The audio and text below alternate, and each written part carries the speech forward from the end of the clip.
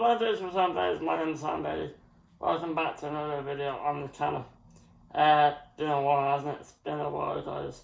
As you know, I was on holidays for a while. Been back a few days, but there's been complications with the setup, which is why I didn't see there's a different background today for the video.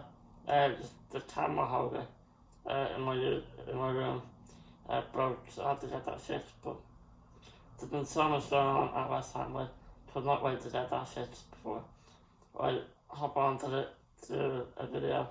2 new signings in the door, 1 player and 1 club. Not very happy with West Ham, but onto that later. And 2 more friendly wins in the US, with 1 more to go today against French side Lille at the London Stadium before we kick off. At the stage of my life, this day next week, the Championship, League One is all back. Football's back in England, and Premier League is back next week. My FPL team is almost ready. I'm going to do a video with that next week. If you want some FPL content this season on the channel, let me know. But in the comments down below. Where do we start? We'll start with the 2 incomings. 1 happy about, 1 not so happy about. The first one, Hermansen, was done a while ago. It sort of went quiet for a little while. But we have signed him on a 1-year deal, heavily incentive based wages. So that makes it somewhat more stomachable as a signing. It just seems so pointless for me. We don't want to spend money, or much money, on the striker position, because the goalkeeper and midfield position is more of a priority, which is fair, completely right. But I prefer in that case we just signed nobody.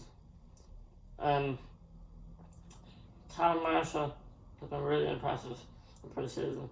Scored twice against Grasshoppers and Ipswich in the behind. So his doors game looked really lively in America too. I'm just trying to reach out to him as that sort of backup to Forkroyd and Bowen up front. There's even someone we were into it earlier in the window from Wickham, Richard Toney. They were asking for about £10 million for him at that point in the window, but now he wasn't in the squad in their first game of the season last week at Bradford. And the manager openly said that there's a lot of interest in him, and now I saw the other day that they've lowered their asking price to just £3 million plus add-ons. Now I know he's raw, he's far from the finished article, he's only really done it in League One, but he would be the perfect player just to have as that backup. He wouldn't really demand to play many games, he'd be a decent super sub. And it's a very low cost, and there's a chance that we would sell him for more than that £3 million that we buy him for in a couple of years. So I don't want to get no resale value in Hermansen. And Graham Potter doesn't even want him. He really doesn't. I felt bad for him actually for Wilson in his first interview. Like, there's nothing against the player. Like, Hermansen instead of a really good Premier League striker. But last season, he barely played for Newcastle. Was injured pretty much the whole time. It just passed it. Nothing against him as a player, and when he pulls on that hat and blue shirt, I really hope he does well. So with that behind him, as a West Ham player, it's a frustrating signing. Potter doesn't want him. It's very much agent led by Will Salthouse and David Sullivan, the bromance, as we say. Frustrating, yeah. Not a big fan of that signing at all. one sign I am a bit of a fan of though is Hermansen of Leicester. Now there's a couple of different sort of branches to the story. I'll start with the positive one, and that is the Leicester goalkeeper, Hermansen. So Hermansen and Zion Suzuki were the two goalkeeper targets that we were very much interested in this summer. And then, but this day last week, yesterday last Friday, Fabrizio Romano said that he put in a bid for Botafogo goalkeeper John Victor, 29-year-old, that eventually got accepted. And it looked like once again we were going for the cheap option, like we did up front. And if we had done that in the goalkeeper position too, there really would have been even more questions asked about the Callum Wilson signing. Because the reason we went for him, as I've already mentioned, is because he was cheap and we can put more money into the goalkeeper and midfield positions. So had we gone for the cheap option here too, there would have been uproar amongst the fan base, and rightly so. Between Hermansen and Suzuki, Hermansen was Potter's top target. The new goalkeeping coaches we brought in this summer, I think his name is Lars Ankergen, something like that. He worked with Hermansen at Brøndby in Denmark, Denmark, not Norway.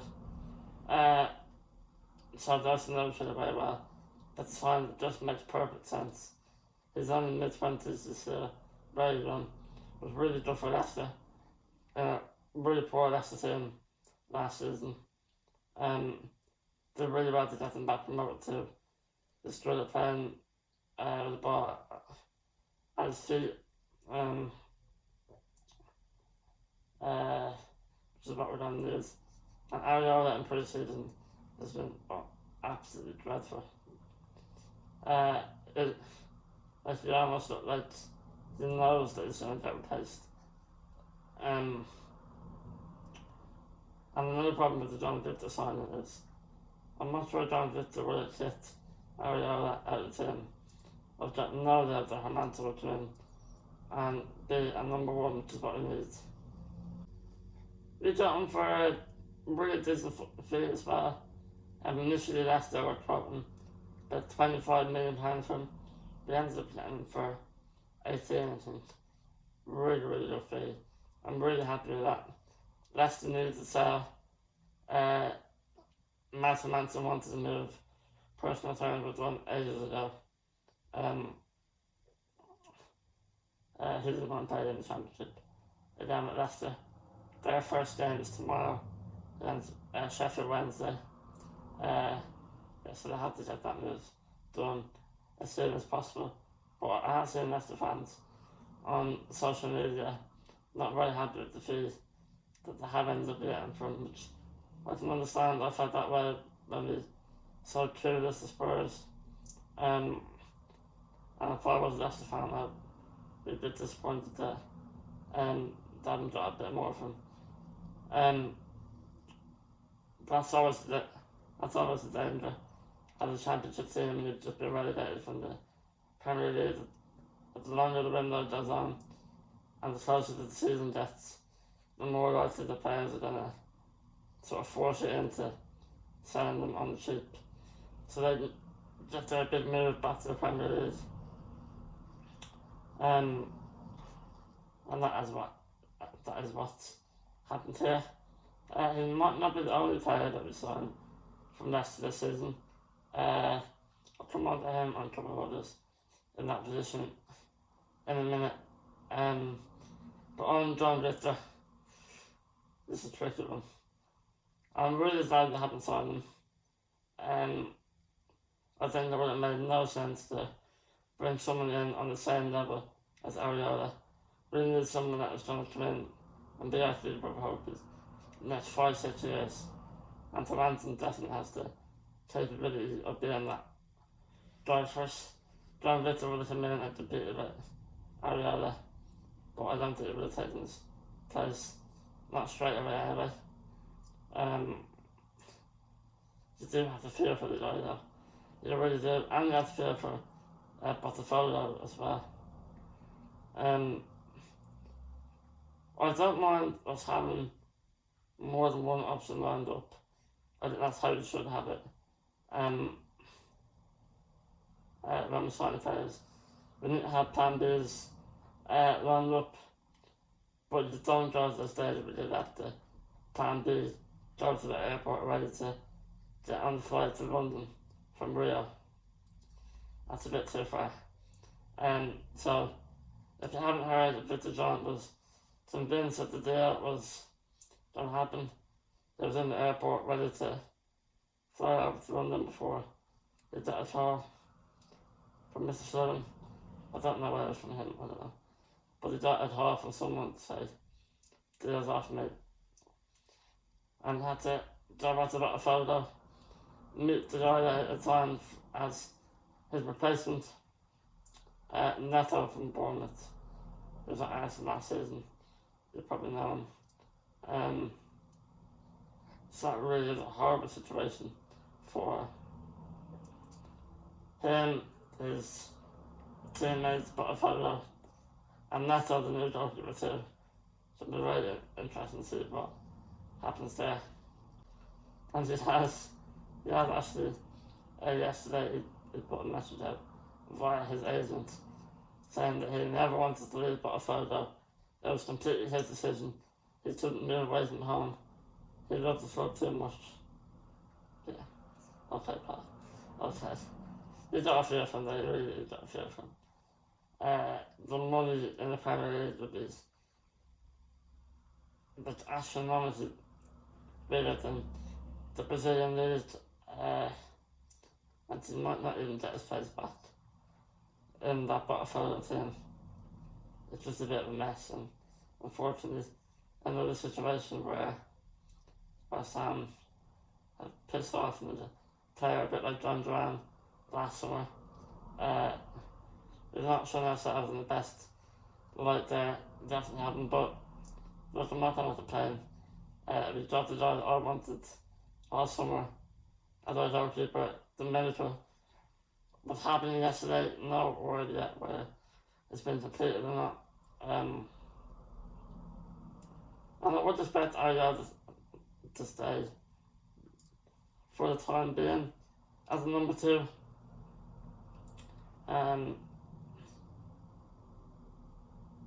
He's not good enough to be our first choice, and he might not want to stay as a backup for too long.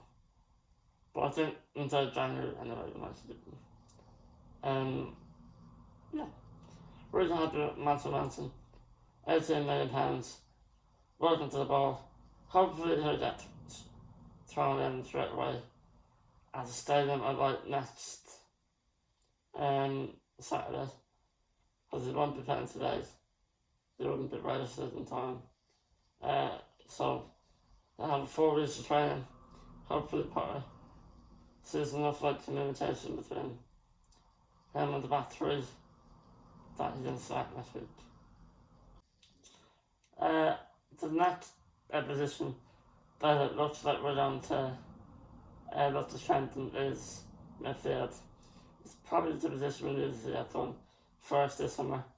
It's probably going to be the last, but as long as we get that target that we need, I'm more than happy. Basuma has been linked as a 6, but Freddie Potts has been really, really good in pre-season, and Potter seems to really trust him. So I don't think that position is as urgent as in number 8, in that position where Ward-Prowse has been playing. A few names that have been mentioned are Jacob Ramsey of Aston Villa, and Mateo Fernandez of Southampton, and that last player I was talking about earlier, Bilal El-Khanous. 3 really good players. They're all the right profile, I think, for what we need. good, good ball carriers, fast, dynamic, very different to WordPress. And after this, WordPress is decent. It's not been terrible in pre-season, but it's very much, it does the basics well, it's never going to play that. And so it's a pass between the lines to get an attack moving. Ramsey Fernandez, I like to move them, I'll do that.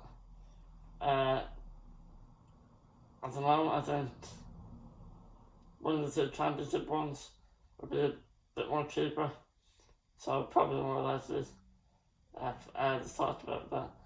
Ramsey might sign him and do contracts, but Villa, so that will rule that one out. I'd be happy with all three of them, to be honest. I would choose Ramsey just for that bit more Premier League experience, but to be honest, I'd be like Suzuki and Hermansen. I'd be happy with either of those or John Hermansen. I would be fairly content with any of those three that have been mentioned. Not Josh Brownhill though. Josh Brownhill has been mentioned a couple of times. He's been he's left Burnley this summer, waiting for a new club. He had a brilliant season from last year in the Championship, scored like 18 goals, but no, that's not what he needs. But one of Ramsey, Edmonds, or Fernandez, I'd be very happy with. Now on to a couple of the pre-season friendlies. Actually, three of them, yeah, I haven't recorded since. But have I? Since the Grasshoppers then? What does I have? That feels like ages ago. So our pre-season results so far, we bet Grasshoppers 3-1 in our first one. Callum Marshall, Andy Irvin, and Luke Paqueta from the spots forward. Oh, I can't really remember from that time. The youth made his debut. It's always the first time pre-season. Hasn't got much tempo to it. Did the job. Nathan Red was a bit shaky that day, but it's looked good since. Marshall really good. Took the start really well that day. We then went to America. Got beat by Man United 2-1 in our first game in New Jersey. I thought we lacked a bit of penetration in that game. That's one thing I'm a bit concerned about in the season, is our lack of creativity in that middle area. But the 5-3-2, I feel like it's quite a rigid shape. So you really need a mover in there to throw the passes.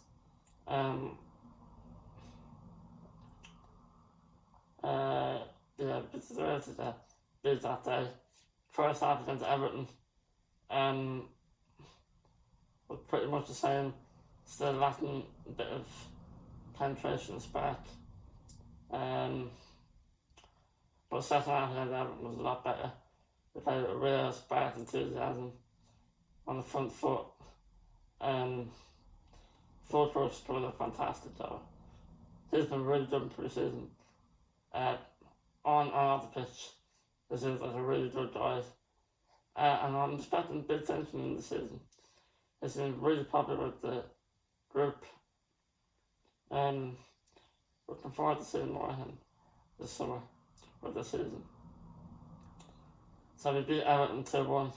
And then Bournemouth, I didn't see all of this time. I was out at Shamrock Rovers match in the League of Ireland. I saw the 30 minutes highlights on Sky Sports the day after. And the main takeaway is I had Malik Diouf. What a cross he has on him. Absolutely incredible. Both goals came from his wicked left foot good crosses on the ball and the forward. The first one was sort of to ball and the ball laid off. the forward, but I came from the cross very much. Rather looking at games, Bournemouth definitely could have had a couple of goals, but we won. First clean sheet of pre-season, 2-0 win, became second in the Premier League Summer Series. Got 2 good wins against Bournemouth and Everton. Now he's lost to Man United, so overall, good pre-season so far. Some individual performers were very good, some not so good. Obviously, Ariel has been dreadful, particularly in the Man United game. Highlighting the need to sign a new goalkeeper, which we now have. The first couple of games in America didn't have a lot to go off, but I think the way we played against Bournemouth, where it was pretty much like a back four, but it Red, Tillman, Saliba, and Wan-Bissaka as like the back four because of Red. It's a lot more capable of playing as like a left back basically in possession, and Duff was bowling on pretty much like a left winger in that game. So that's suited much more. And McGuire, by the way, looks like he's going to stay. He's been doing a squad number. I'm happy with that. I really am happy with that. That back three, I was talking to a West Ham fan in Spain, and just about West Ham, and he pointed out how good that back three looks with Atiba, Kim, and Grant. A really good balance, mix of pace, power, and aggression. And I agree with him. I like that back three.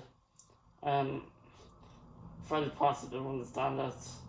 Really, really good. So calm on the ball. Really good sort of culture footballer. Takes it off the back three. Keeps the ball taken over. Good passer. Good range passing and a tackle on him as well. Much more capable of playing that sixth and Potter system, I think, than Edson Alvarez is, but we'll see who gets more minutes this season. But Potter really does look ready. He was ready for the first team this season. Lewis Warford hasn't played much. I expect him to go out on loan. George Worthy had a really frustrating injury just before pre-season, so we've not seen anything of him yet. Vicente Somerville is training, I think, the loans at the moment, so I expect maybe after the first international break we might start seeing him. Jerome against Everton in the second half was very good. He's a tricky one though. It's hard to know where to play him. He played at left wing back against Everton, but that was when Aguero was at left centre back, so he could really push on, and he's good in that game. So hopefully he can get some more minutes this season. He is a good player, I think. It's just hard to find the right spot to fit him in. Wan-Bissaka's been good, solid. There might not be as much as an onus on him this season to provide that threat for the fans, but the off in there. You might see him reverting back to a bit more of a defensive impact. Forward, very good, as I mentioned. Bowen good. He's learned to adapt to playing that front two. He just has a license to drop off a little bit into sort of right half space in the pocket. One player's fine. One man, how do I forgot talking about him? Lucas Paqueta is free, ladies and gentlemen. That's probably the biggest news. While I've been away, finally has been cleared of those betting allegations from the FA after pretty much 2 years. The guts of 2 years. Really happy for him, delighted, brilliant for just everyone involved.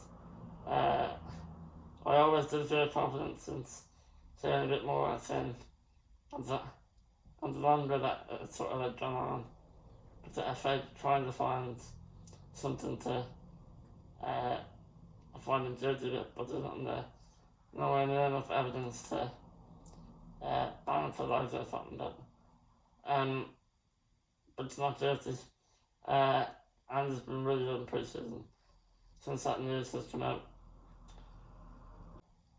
And his affair, I think, this season has been towards, hopefully, the last couple of years have been really difficult for him. And his performances have been affected by that slightly. Obviously, he was denied that big move to Man City a couple of years ago because of the charges for £80 million. It would have been, I think, if he stays, which he looks like he will stay, he was deemed to repay his loyalty back to West Ham, and we're very much happy to keep him. I think if we can get back to those levels, we could be looking at a bit of a similar price tag for him next summer if he has a good season. So, really happy that he's cleared.